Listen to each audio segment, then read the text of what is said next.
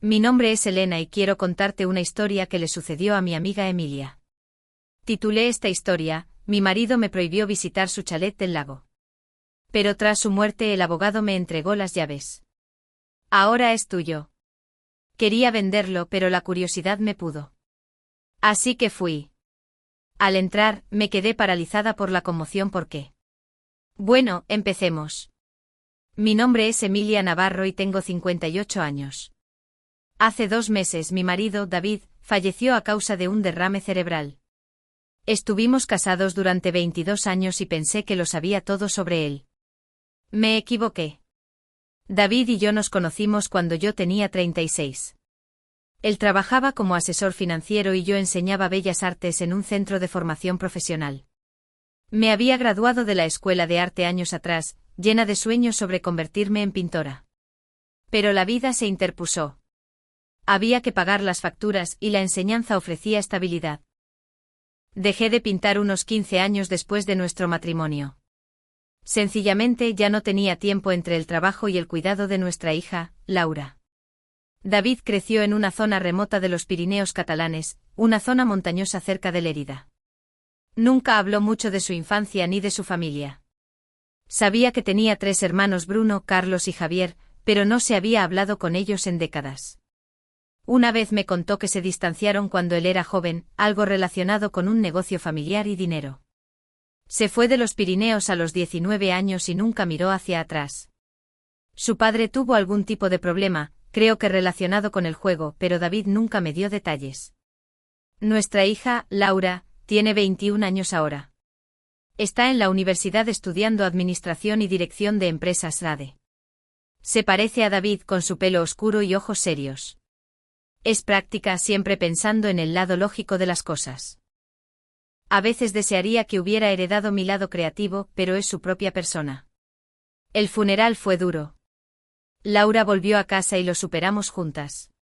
Los hermanos de David no vinieron. No lo esperaba. Después del servicio, intenté volver a la vida normal. Fui a trabajar, volví a casa, cené sola. La casa se sentía vacía sin David. Entonces, 2 meses después del funeral, recibí una llamada de un abogado llamado Roberto Segura. Dijo que había sido el abogado de David y que necesitaba verme por el tema de la herencia. Pensé que era simplemente papeleo estándar. David tenía un testamento y se suponía que todo pasaría a mí y a Laura. Sencillo. Conduje hasta la oficina de Segura en Barcelona un martes por la mañana.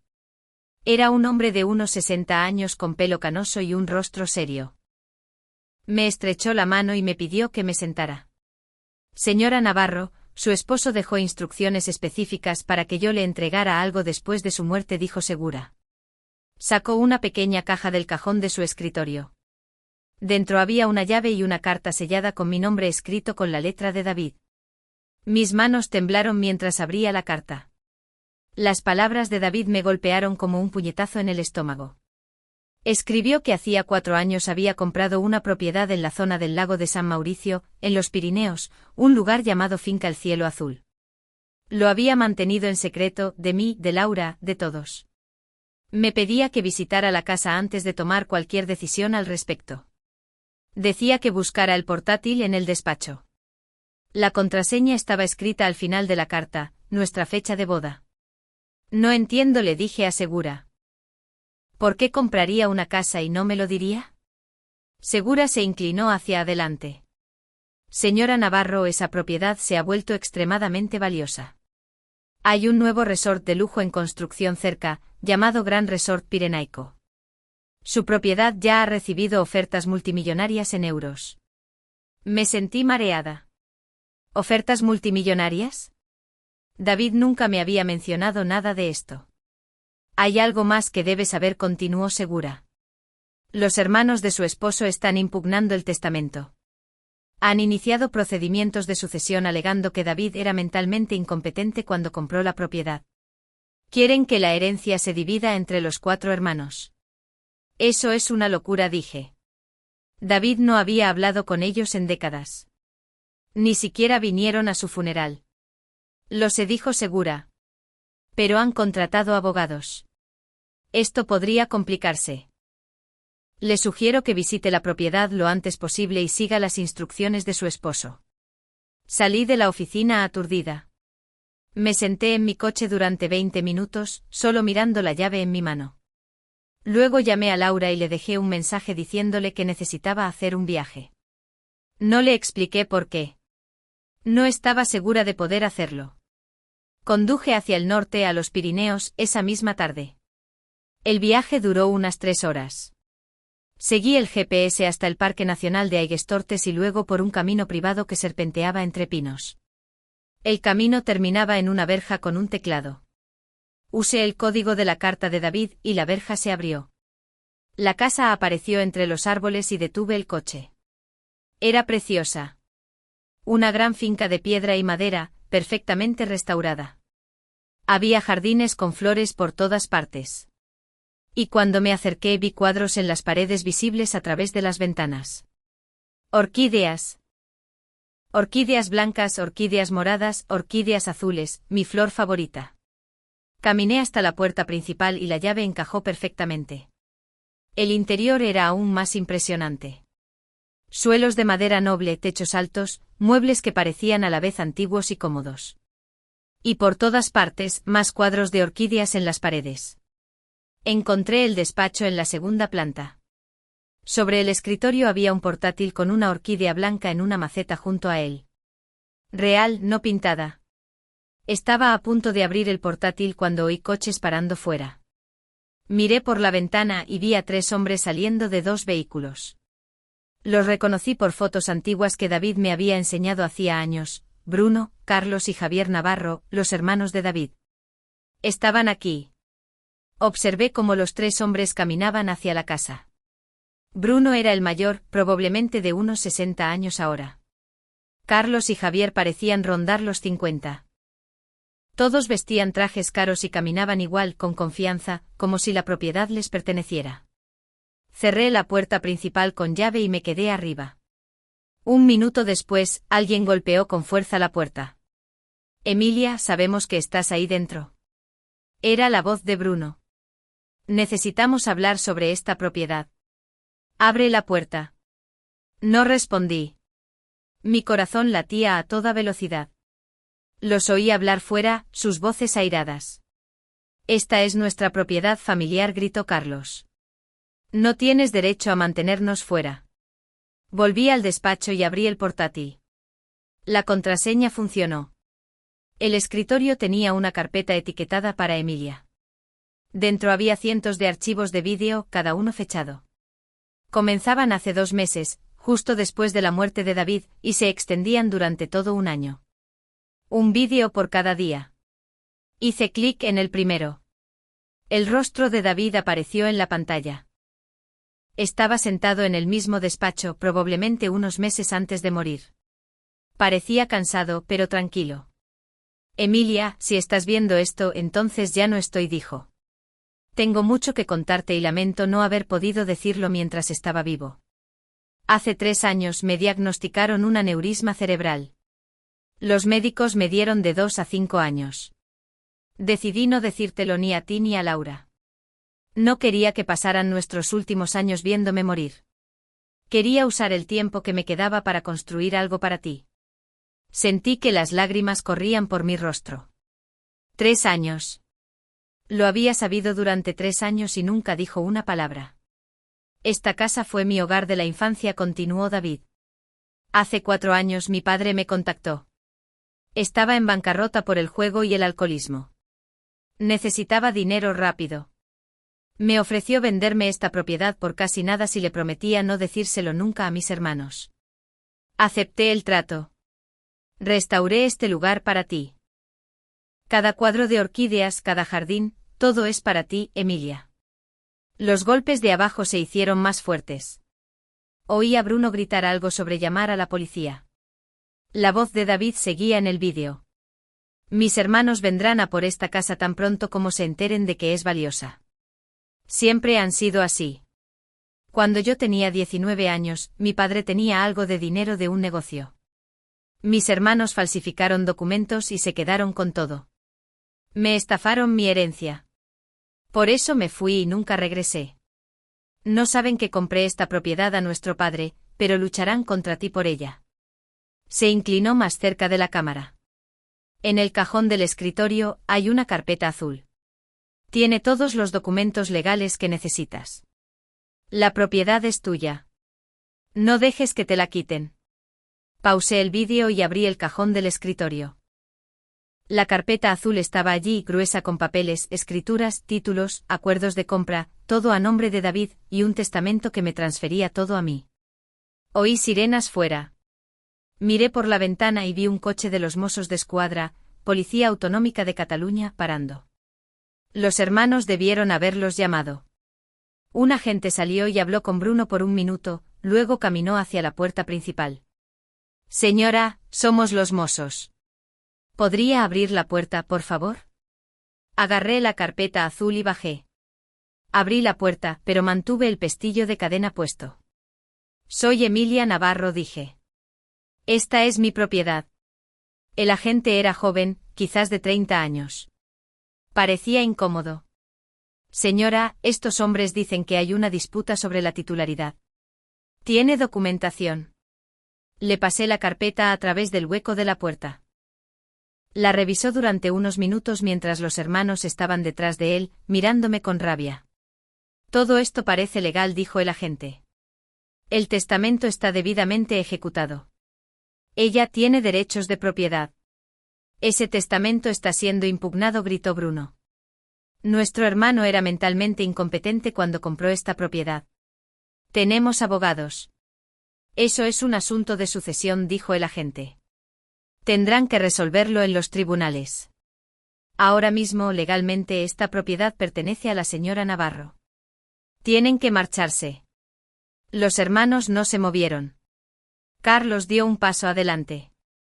Emilia, sé razonable. Esta fue nuestra casa de la infancia, nuestra propiedad familiar. David no tenía derecho a ocultárnosla. Vuestro hermano la compró legalmente, dije. Él pagó por ella. Ahora es mía. Volveremos, dijo Javier en voz baja. Esto no ha terminado. Subieron a sus coches y se fueron. El agente me devolvió la carpeta. Debería buscar un abogado si no tiene uno ya, dijo. Este tipo de disputa familiar puede volverse complicada. Después de que se fue, volví a subir y vi más vídeos. David explicaba que había pasado 4 años restaurando la casa. Había contratado contratistas, diseñadores, jardineros. Venía aquí todos los fines de semana diciéndome que estaba visitando clientes. Todo ese tiempo estuvo construyendo este lugar. Exploré la casa. En el tercer piso encontré una habitación que no había visto antes, un estudio de arte. Las paredes estaban forradas con lienzos vacíos. Había pinturas, pinceles, caballetes, todo lo que necesitaría para pintar, suministros de calidad profesional. En el armario encontré algo que me hizo llorar. Mis cuadros antiguos de la escuela de arte. Los que pensé que había tirado hacía 15 años. David los había guardado. Todos y cada uno. Oí un coche fuera y me tensé. Pero cuando miré, vi a una mujer mayor saliendo de una pequeña furgoneta. Caminó hacia el invernadero que había notado antes. Salí y la seguí. Estaba regando plantas cuando entré. Debes ser Emilia, dijo. Soy Marta. Cuido el invernadero y los jardines. David me contrató hace 3 años. ¿Sabías todo esto?, pregunté. Sabía que David estaba preparando este lugar para alguien especial, dijo Marta. Venía aquí todos los fines de semana. Era muy particular con las orquídeas. Creó toda una colección. Me mostró filas de orquídeas, docenas de variedades. Algunas que nunca había visto antes. Especies raras, explicó Marta. David había gastado una fortuna en ellas. Hablaba de ti todo el tiempo. Quería que todo estuviera perfecto, dijo. Esa noche me quedé en la casa. Me acosté en el dormitorio principal en una cama que David había elegido, y lloré hasta que me quedé dormida. A la mañana siguiente estaba preparando café cuando oí coches de nuevo. Miré y vi los vehículos de los hermanos, pero también había otro coche. Laura salió de él. Mi hija estaba con ellos. Me sentí enferma. Abrí la puerta cuando se acercaron. Laura parecía confundida y molesta. Mamá, ¿por qué no me contaste lo de esta casa?, preguntó. Yo misma acabo de enterarme hace 3 días, dije. Bruno se adelantó. Emilia, tenemos que hablar. Todos nosotros. Este es un asunto familiar. Laura es mi familia, dije. Vosotros 3 sois extraños. Somos sus tíos, dijo Carlos. Somos la familia Navarro. Esta propiedad nos pertenece a todos. Los dejé pasar porque Laura estaba allí. Nos sentamos en el salón. Los hermanos miraban a su alrededor, calculando el valor con los ojos. Esto es lo que proponemos, dijo Bruno. Dividimos la propiedad en 3 partes. 1/3 para ti, Emilia. 1/3 para Laura. 1/3 para nosotros 3 a dividir. Eso es justo. ¿Cómo es eso justo?, pregunté. David compró esta propiedad. No es vuestra. David estaba enfermo, dijo Javier. No estaba pensando con claridad.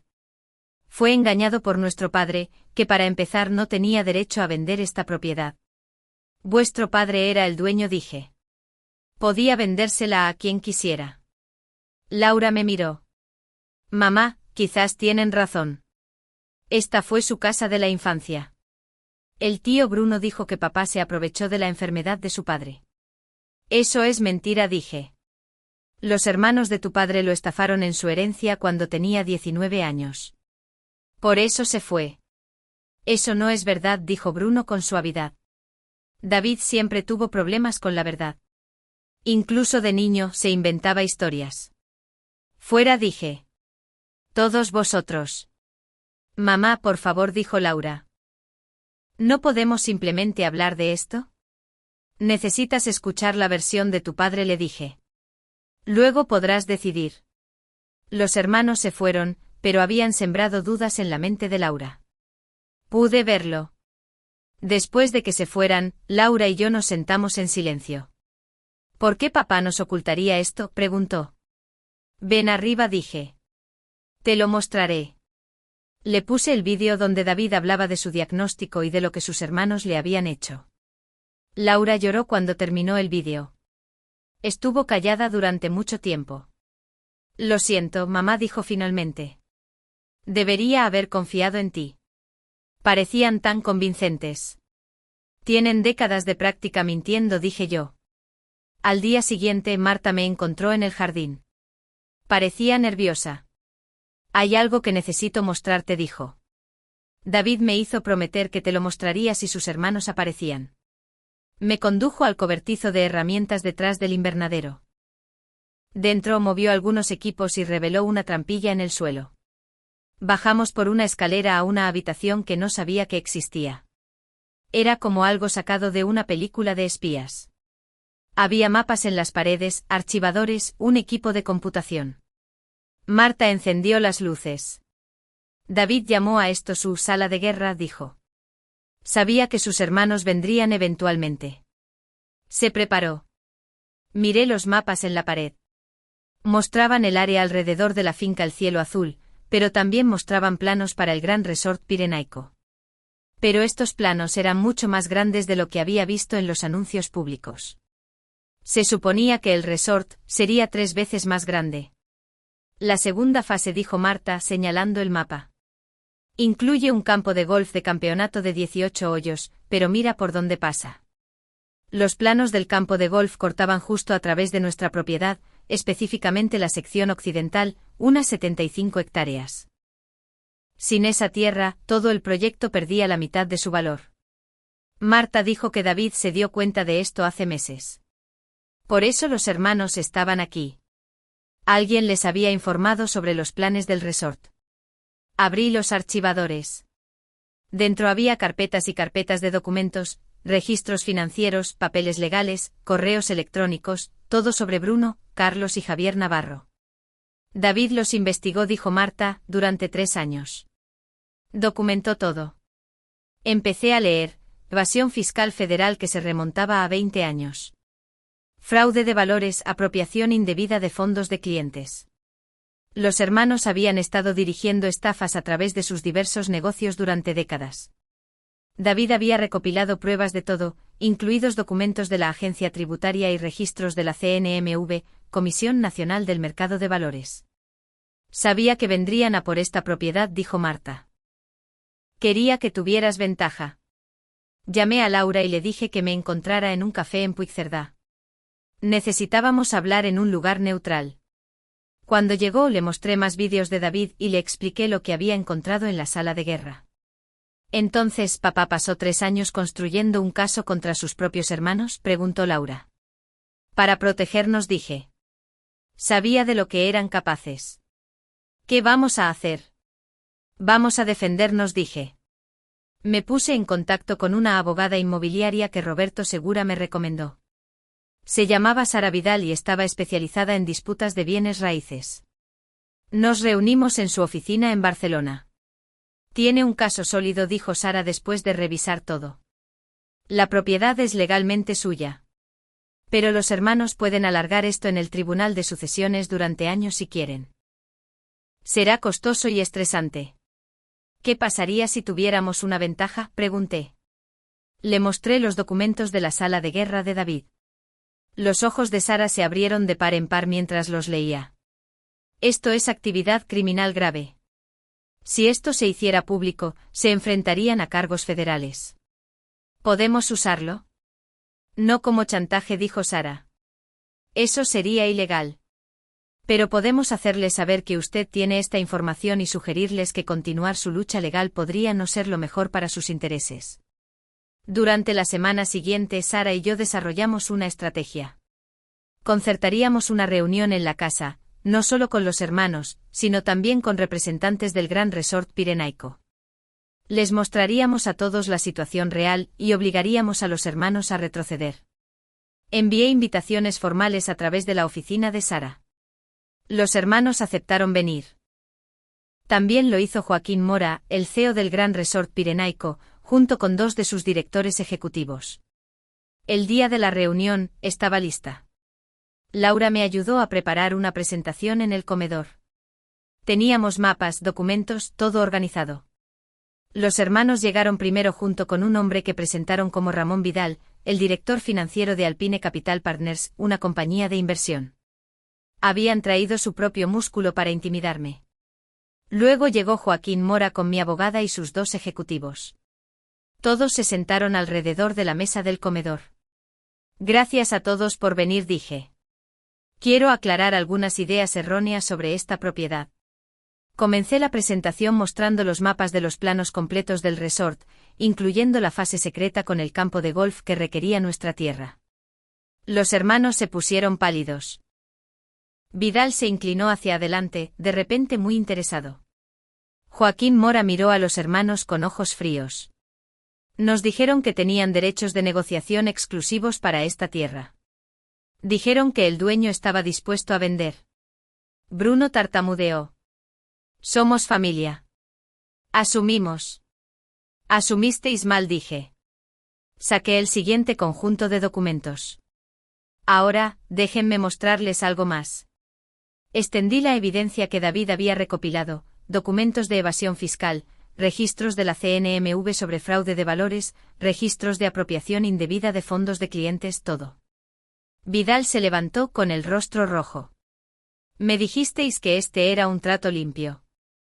Dijisteis que no había complicaciones. Siéntate, Ramón, dijo Bruno. No he terminado aquí. Vidal agarró su maletín. Alpine Capital no quiere tener nada que ver con esto. Nos mentisteis sobre todo. Salió. El agente de los Mossos que había venido antes estaba de pie junto a la puerta. Sara le había pedido que estuviera presente como testigo. Me asintió. Estos documentos son todos obtenidos legalmente, dije a los hermanos. Son copias de registros oficiales. Si continuáis intentando impugnar el testamento, me aseguraré de que cada agencia reguladora reciba un conjunto completo. Carlos parecía enfermo. Javier se quedó mirando la mesa. Bruno intentó una última vez. Emilia, ¿podemos arreglar algo? Somos familia. No sois mi familia, dije. Engañasteis a David cuando tenía 19 años. Lo ignorasteis durante 40 años. No vinisteis a su funeral y ahora queréis robar a su viuda y a su hija. Eso es lo que sois. Sara colocó un documento frente a cada hermano. Este es un acuerdo legalmente vinculante. Dejáis todos los procedimientos de sucesión. Nunca volvéis a contactar a la señora Navarro ni a su hija. A cambio, estos documentos se mantienen privados. Los hermanos firmaron. No tenían otra opción. Se fueron sin decir otra palabra. Joaquín Mora se quedó atrás. Señora Navarro, todavía necesitamos discutir la expansión del campo de golf. Estamos preparados para hacer una oferta muy generosa. No estoy vendiendo, dije. Pero estoy dispuesta a negociar una servidumbre de conservación. La tierra se mantiene protegida de acuerdo con las regulaciones del Parque Pirenaico. El invernadero y el estudio de arte permanecen intactos. A cambio pueden usar ciertas porciones para el campo de golf, y yo obtengo un porcentaje de los ingresos futuros. Negociamos durante 2 horas. Sara se aseguró de que cada detalle protegiera mis intereses. El acuerdo me dio seguridad financiera de por vida. Después de que todos se fueron, Laura me abrazó. Papá estaría orgulloso de ti. Me dio todo lo que necesitaba para luchar, dije. Esa noche vi más vídeos de David. En uno grabado un mes antes de morir, dijo algo que se quedó conmigo: Emilia, nuestro viaje juntos no termina aquí. Sigue creando belleza. Transforma esta casa a tu manera. Haz la tuya. Empecé a pintar de nuevo. Después de 15 años cogí un pincel y sentí que algo despertaba dentro de mí. Pintaba todos los días en el estudio que David había construido para mí. David me había pedido en uno de los vídeos que creara un lienzo grande para la sala principal cuando estuviera lista. Me tomó 3 meses, pero lo terminé. El cuadro mostraba la casa tal como era ahora, con sombras de ruinas debajo, representando el pasado. 2 mujeres estaban en primer plano, Laura y yo. Detrás de nosotras había una tercera figura fantasmal, David, vigilándonos. En la esquina, pinté una orquídea catleya azul, rara y hermosa. Pasaron varios meses. Viví en la finca pintando y cuidando las orquídeas. Laura me visitaba a menudo. Marta se convirtió en una amiga. Entonces, un día, Bruno apareció solo. Casi no lo reconocí. Estaba delgado, su piel gris. Parecía que se estaba muriendo. Tengo cáncer de páncreas en etapa 4, dijo cuando abrí la puerta. No me queda mucho tiempo. Vine a disculparme. No dije nada. Solo escuché. David tenía razón sobre nosotros, sobre mí. Fuimos terribles con él. He estado pensando mucho en eso últimamente, ahora que me enfrento al final. Sacó una fotografía antigua. 3 niños, quizás de 10, 8 y 6 años. El más joven sostenía una orquídea en maceta. Ese es David con su primera orquídea, dijo Bruno. Carlos y Javier la destrozaron ese mismo día para hacerle daño. Yo los dejé hacerlo. Lo siento, Emilia, por todo. Miré la foto, la sonrisa orgullosa del joven David. Luego miré al hombre moribundo frente a mí. Ven conmigo, dije. Lo llevé al invernadero. Caminamos entre las orquídeas que David había cultivado. Cientos de ellas en todos los colores. Bruno lloró. Él creó algo hermoso, dijo Bruno. A pesar de todo lo que le hicimos. Después de que se fue, volví a entrar y vi el último vídeo que David había grabado. Miró directamente a la cámara, a mí. Sigue adelante, Emilia. Sigue creando. Esta es tu casa ahora. Nuestro amor no termina. Se transforma. Todavía estoy aquí en la finca El Cielo Azul. Pinto todos los días. Las orquídeas florecen en el invernadero. Laura se gradúa el año que viene y habla de mudarse aquí. La casa se está convirtiendo en la mía, moldeada por mis manos y mi arte, construida sobre el cimiento de amor que David creó. Sus hermanos nunca regresaron. Bruno murió 4 meses después de su visita. Carlos y Javier se mantuvieron alejados, viviendo sus propias vidas, cargando con sus propios remordimientos. Miro el lago cada mañana y recuerdo las palabras de David. Nuestro viaje no terminó.